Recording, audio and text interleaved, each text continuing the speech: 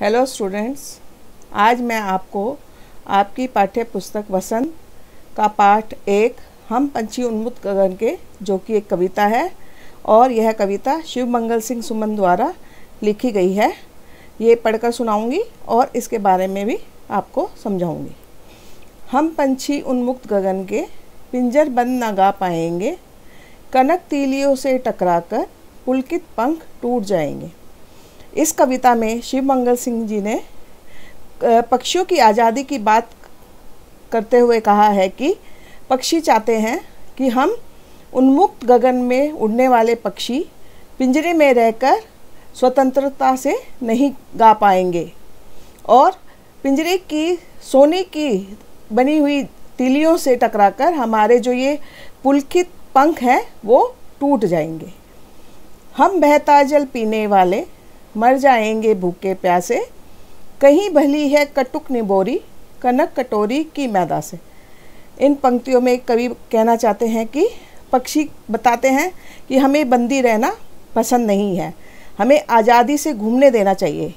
अगर आप हमें पिंजरे में पानी देंगे और खाना भी देंगे तो भी हम उसको पीकर भी भूखे प्यासे मर जाएंगे। इसलिए हम जो बहता जल पीने वाले पक्षी हैं और जो नीम की निबोरियाँ खाने वाले हैं, उनको ये सोने चांदी की कटोरी में रखी हुई मैदा भी पसंद नहीं आएगी।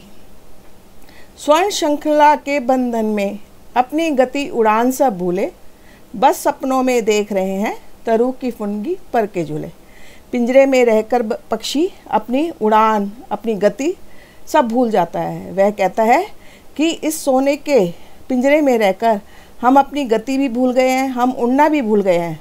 बस अब तो हम सपनों में ही यह देख रहे हैं कि हम किसी पेड़ की डाली पर झूला झूल रहे हैं और उसके पत्तों पर बैठकर इधर उधर मंडरा रहे हैं। ऐसे थे अरमान के उड़ते नीले लब की सीमा पाने, लाल किरण सी चोंच खोल चुगते तारक अनार के दाने। अब इन पंक्तियों में कवि ने कहा है कि जब हमें तुमने पिंजरे में बंद कर ही दिया तो हम क्या कर सकते हैं। इनमें पक्षी अपने अरमान बता रहा है कि हमारे अरमान है कि हम ऊंचे ऊंचे नीले गगन में नीले गगन की सीमा को पाने के लिए, जहाँ लगता है कि भी आसमान और ज़मीन एक हो रहे हैं, उस सीमा को पाने के लिए हम बहुत ऊंचे ऊंचे उड़ जाएं और जब सूरज की किरणें आएँ तो उसमें जो अनार के दाने और अनार के दाने दिखाई देते हैं, मतलब ओस की बूंदें, उसको हम अपनी चोंच खोलकर चुगें। इसके बाद वाले पैराग्राफ में है, होती सीमाहीन क्षितिज से इन पंखों की होड़ा होड़ी, या तो क्षितिज मिलन बन जाता या तंती सांसों की डोरी। अब इन पंक्तियों में कवि ने क्या कहा है कि जब हम आज़ाद होते तो हम इस सीमाहीन क्षितिज की सीमा को पाने के लिए एक दूसरे से होड़ लगाते, देखते कि कौन कितना ज़्यादा जल्दी उस सीमा को पा लेता है। या तो वो क्षितिज हमारा मिलन बन जाता, या तो हम उस आसमान और ज़मीन के मिलने की सीमा को पा लेते, या फिर हमारे सांसों की सांस की डोरी है वो, मतलब कि हमारी सांसें ऊपर नीचे होती।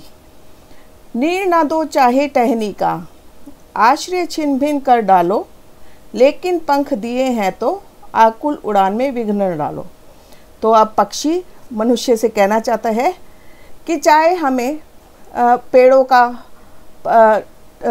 की टहनी पर अपना नीड़ ना बनाने दो, अपना घोंसला मत बनाने दो, हमारे घोंसलों को छिन भिन कर डालो, लेकिन जब हमें भगवान ने पंख दिए हैं तो हमारी इस उड़ान में हमें पिंजरे में बंद करके उसमें विघ्न ना डालो।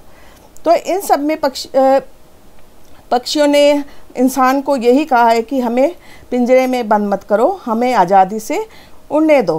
पिंजरे में रहकर तुम हमें अच्छा खाना दोगे वो भी हमें पसंद नहीं आएगा, हमारे लिए तो नीम की कड़वी निबोरी खाना ज़्यादा अच्छा है, जबकि पिंजरे में रहकर सोने की कटोरी में मैदा खाना। तो इसलिए बच्चों, अब जो मैंने आपको ये समझाई है कविता, इसको चित्र सहित अपनी कि कॉपियों में लिख लेना। ठीक है बेटा, और कोई अगर दिक्कत आए तो आप मुझसे पूछ लेना।